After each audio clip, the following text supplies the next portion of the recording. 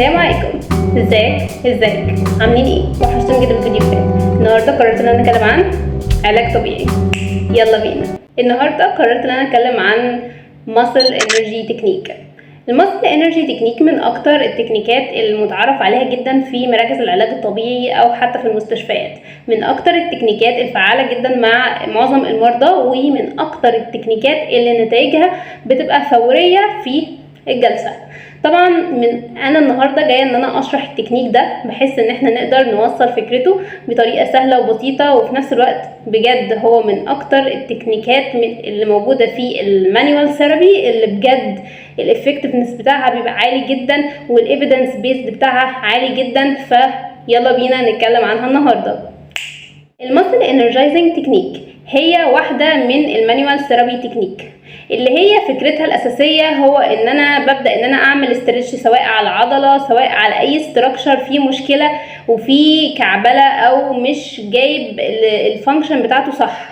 بمعنى ايه؟ بمعنى ان هو تكنيك بيستخدم الماسل كونتراكشن بتاع العضله عشان اقدر ان انا اعمل عليها استرتش هي نفسها او على عضله تانية عن طريق طريقتين، وهي تكنيكين مشهورين جدا، وهو الاوتوجينيك انهبيشن والريسيبروكال انهبيشن.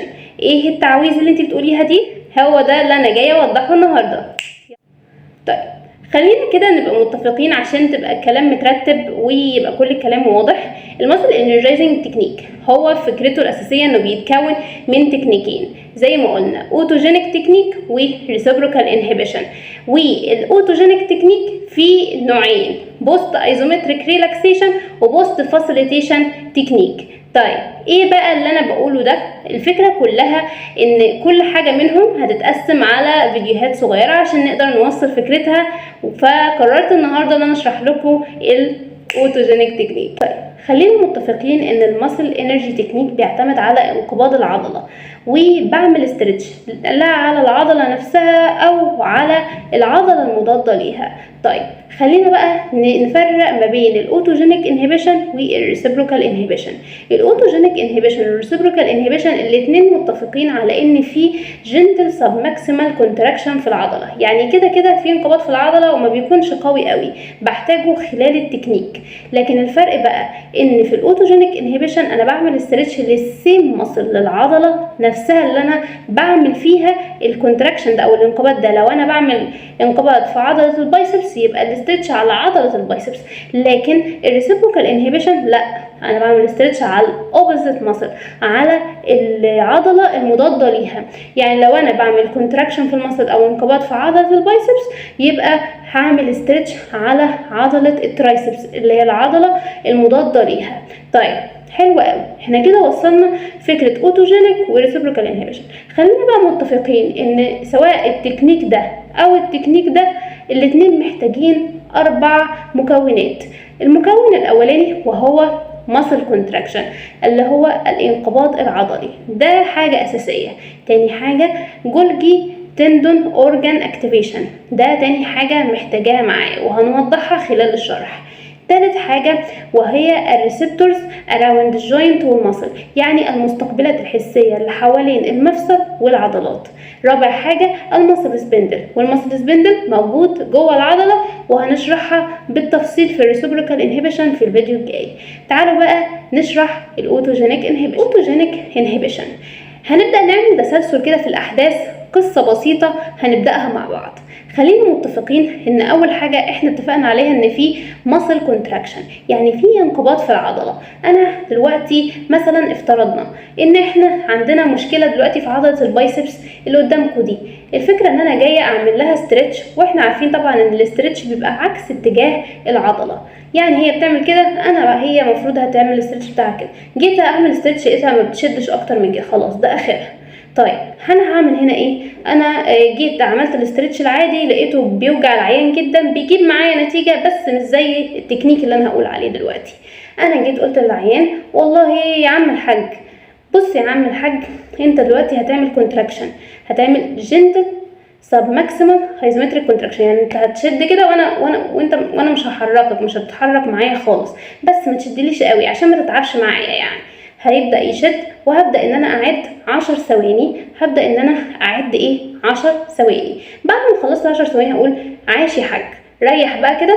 وبعد ما يريح هبدا ان انا هعمل باسيف ستريتشنج 30 ثانيه، وامسك ال 30 ثانيه ما انساش الكلمه دي.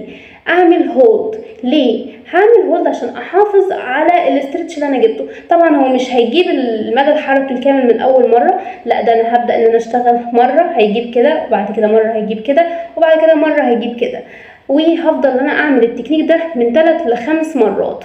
الفكره بقى من القصه كلها ان اللي حصل بقى، انا وريتك شكل التكنيك، خلينا بقى نشوف ايه اللي حصل جوه التكنيك نفسه. الماسل كونتراكشن اللي انا عملته ده، انا عملت ماسل كونتراكشن لفتره طويله. حصل ما يسمى كده ان انا نشطت الجولجي تندون اورجان. الجولجي تندون اورجان ده موجود في الاوتار بتاعه الماسل اللي هي اللي ماسكه، مش العضله، فيها حاجه كده ماسكه من فوق كده، زي خيط كده ماسكها من فوق، فبيبدا ان هو يتحفز حاجه جواها اسمها الجولجي تندون اورجان. بتبدا ان هي تبعت اشارات للمخ وتقول له انا حاسس يا مخ ان انا العضله هتتقطع، انا وهو هنتقطع، شوف لي حل، لازم تشوف لي حل. فبالتالي هبدا ان انا المخ يقول لك لا ما تقلقش، هيبعت لك اشاره تانية من المخ للعضله، والله ريحي يا العضله عشان حاساكي هتتقطعي، عشان نحميكي يعني.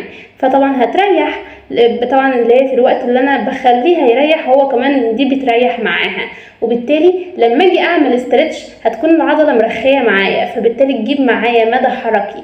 ودي فكره بقى التكنيك. الفكره ان ده مثلا تفسير واقعي جدا لحته هو ليه مثلا على الرغم من ان مثلا ممكن يعني بني ادم طبيعي جدا على الرغم ان هو هيقع خلاص، هيقع من البلكونه وخلاص ماسك، ليه يسيب ويقع ويسيب نفسه يموت؟ عشان الريفلكس ده بيحصل غصب عنه.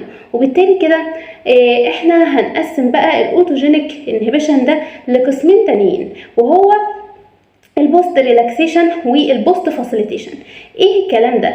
الفكره ان انا يعني مش عايزاكم تركزوا في الحوار ده، هنوضحها بتفاصيل بسيطه. البوست ريلاكسيشن والبوست فاسيليتيشن. البوست ريلاكسيشن بيعتمد على فكره ان انا ببدا التكنيك بتاعي من نهايه العقده اللي عندي. يعني لو افترضنا ان انا خلاص انا بيقف لحد كده، انا ببتدي التكنيك بتاعي من نهايه الرينج اللي عندي او المدى الحركي اللي عندي، خلاص هو ده اخره، ببتدي بقى من هنا، تمام. وبيكون سب ماكسيمال كونتراكشن، يعني انقباض في العضله يعني معقول، نص نص ما بخ، وده اللي انا بفضله اكتر لانه ما بيتعبش المريض قوي، او المريض ما يتعبش مني بسرعه، تمام. طيب نوع تاني وهو البوست فاسيليتيشن ستريتش. طيب البوست فاسيليتيشن ستريتش هو فكرته ان انا بقى مش ببدا من نهايه الرينج، لا انا برخي الرينج شويه، يعني ببقى ما بين البنين، ما ببقاش واصله للحد النهائي خالص من العقده او الحاجه اللي موقفاني على اني اكمل المدى الحركي كامل، ولا ببقى في الحاجه في المدى الحركي اللي هو قادر يجيبه عادي، لا انا ببقى في النص كده، وبيبقى بيعمل كونتراكشن ماكسيمم، بيجيب اخره، وبيبدا ان انا اعمل نفس التكنيك. وبكده عشان ما اطولش عليكم النهارده انا خلصت الاوتوجينيك انهبيشن. زي ما انتم شايفين قدامكم الصورة دي توضيح للريفلكس اللي اتكلمنا عنه. طيب انا كده النهارده خلصت الفيديو. لو عجبك الفيديو ما تنساش تعمل لايك، شير، سبسكرايب، فعل زر الجرس عشان يوصلك كل جديد. هحط لكم لينك الفيسبوك، انستجرام، وما تنسوش تقولوا لي في التعليقات لو انتوا عايزين اتكلم عن مواضيع معين، وقولوا لي في التعليقات لو انتوا عايزين اجتماعيات بعد الفيديو الجاي، وسلام عليكم.